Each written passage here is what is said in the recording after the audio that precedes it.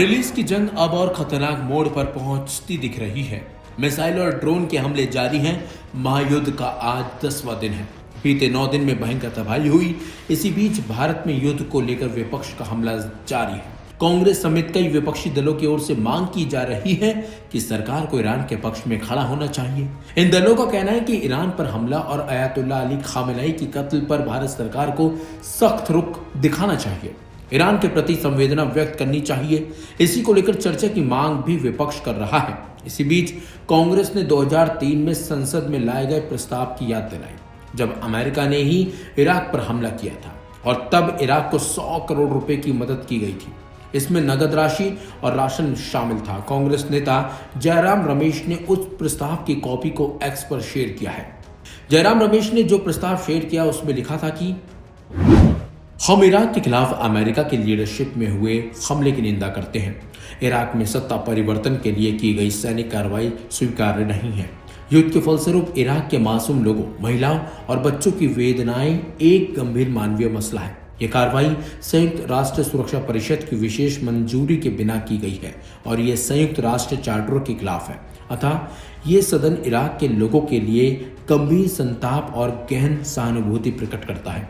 इसी प्रस्ताव में आगे जानकारी दी गई थी कि नगद और सामग्री के माध्यम से 100 करोड़ रुपए की सहायता देने का फैसला लिया गया है। इसमें विश्व खाद्य कार्यक्रम के लिए 50,000 मीट्रिक टन गेहूं देना भी शामिल है। यह भी हम विश्वास दिलाते हैं कि आवश्यकता पड़ने पर अतिरिक्त सहायता भी उपलब्ध कराई जाएगी। राज्यसभा के प्रस्ताव की प्रति भी जयराम रमेश ने शेयर की। उसमें लिखा था कि यह सदन तत्काल युद्ध समाप्ति का आह्वान करता है और गठबंधन सेनाओं की शीघ्र वापसी की मांग करता है। यह सदन संयुक्त राष्ट्र से इस बात की भी मांग करता है कि वो इराक की प्रभुसत्ता की रक्षा करे। ये सुनिश्चित करे कि इराक का पुनर्निर्माण संयुक्त राष्ट्र की देखरेख में हो।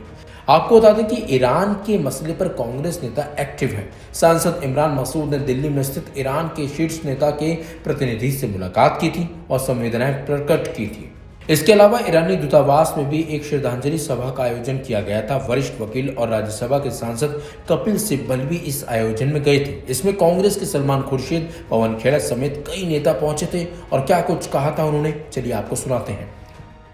किसी भी मुल्क के हेड ऑफ द स्टेट का जाना बहुत बुरा होता है और ईरान के साथ हमारे सदियों पुराने ताल्लुक हैं। खामनेई साहब का इस तरह से जाना, उनको ऊपर आक्रमण कर करके उनका इस तरह से कत्ल किया जाना, उनकी मौत के ऊपर अपने शोक संवेदनाओं को लेकर के मैं आया था और मैंने यहाँ के सामने वहां के जो सुप्रीम लीडर हैं, उनके रिप्रेजेंटेटिव इंडिया के अंदर बैठते हैं, उनसे मैंने मुलाकात की और संवेदनाएं दी अपनी।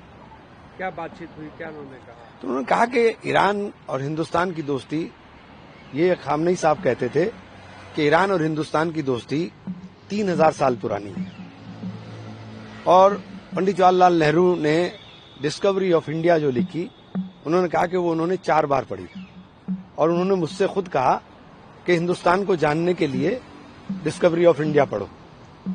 और वो बहुत सारे पढ़े लिखे और काबिल लोगों के मुकाबिल जानकारी हिंदुस्तान के बारे में रखते थे और गांधी जी से और नेहरू से जिसे खास रिश्ता, उस आइडियोलॉजी के साथ खास रिश्ता ईरान का हमेशा रहा जो इंसानियत के लिए रहा और ईरान हमेशा इस बात का पक्षधर रहा कि इंसानियत जिंदा रहनी चाहिए।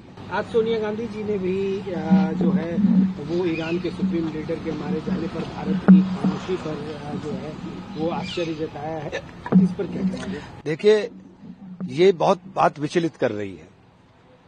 ईरान जो हमारा पारंपरिक मित्र है और जहां से हमारा व्यापारिक साझेदारी बहुत ज्यादा है, तेल का 50% आयात हमारा उधर से ही होता है और उसी रूट से होकर आता है।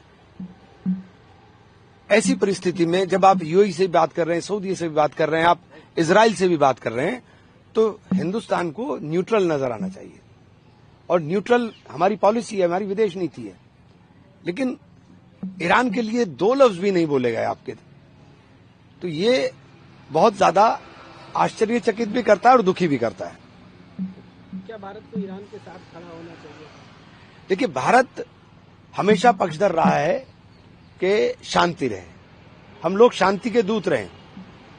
तो शांति के दूत हम तभी बन पाएंगे जब हम न्यूट्रल होंगे, और न्यूट्रल होकर हम लोग विश्व गुरु बनने की जो बातें आप करते हैं, तभी आप बड़े भाई की भूमिका में आ सकते थे कि आप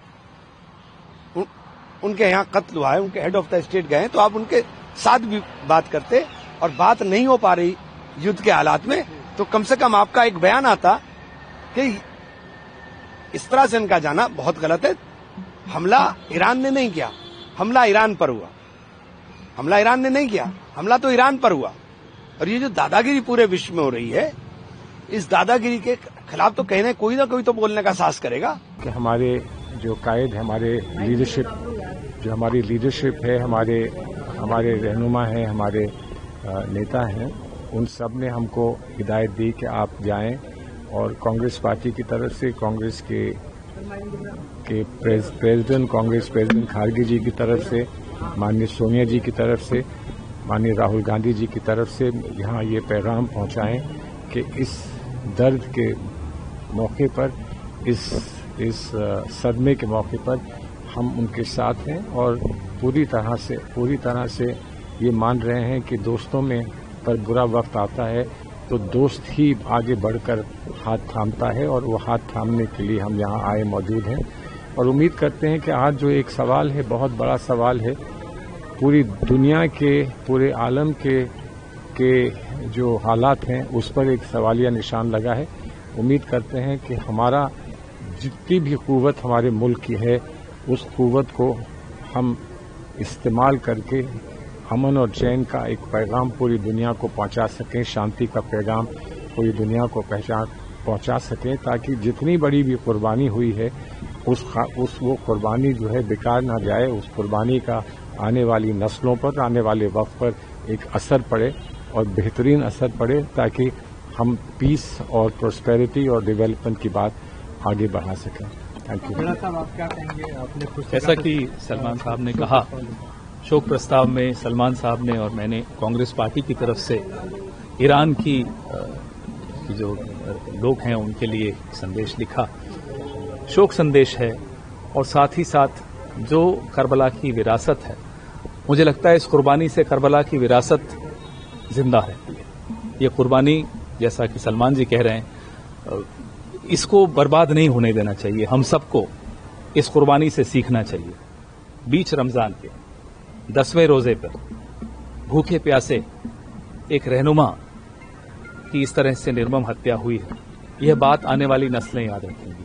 लेकिन इस कुर्बानी को याद रख के साथ साथ इस कुर्बानी से कुछ सीखना भी है, यही हमने अपनी शोक संदेश में लिखा। सर, भारत का रुख अभी तक स्पष्ट नहीं हुआ ईरान को लेकर के। ये बात आपको पूछनी चाहिए जो आज भारत में सरकार में है, कि क्यों नहीं रुख स्पष्ट करते। आपकी निजी दोस्ती अलग होती है, देश के बहुत पुरानी दोस्ती है, दो सभ्यताओं की दोस्ती है, उन रिश्तों को आप इस तरह से नहीं गंवा सकते। वो सामरिक रिश्ते भी हैं, आर्थिक रिश्ते भी हैं, ऐतिहासिक रिश्ते भी हैं, सांस्कृतिक रिश्ते भी हैं, और मानवीय आधार सबसे बड़ा वो होता है।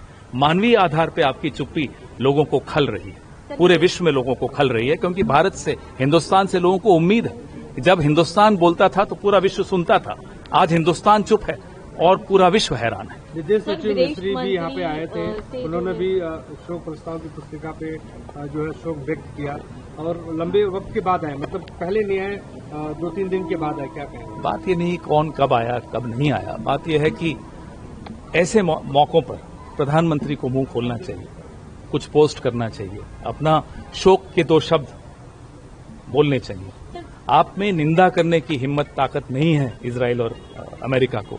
कम से कम हिंदुस्तान के इतने पुराने दोस्त का एक रहनुमा, एक स्पिरिचुअल लीडर, उनकी शहादत पे, उनकी कुर्बानी पे तो 2 शब्द बोल देते। यह बात भी लोगों को समझ में नहीं आ रही कि क्यों ऐसी चुप्पी।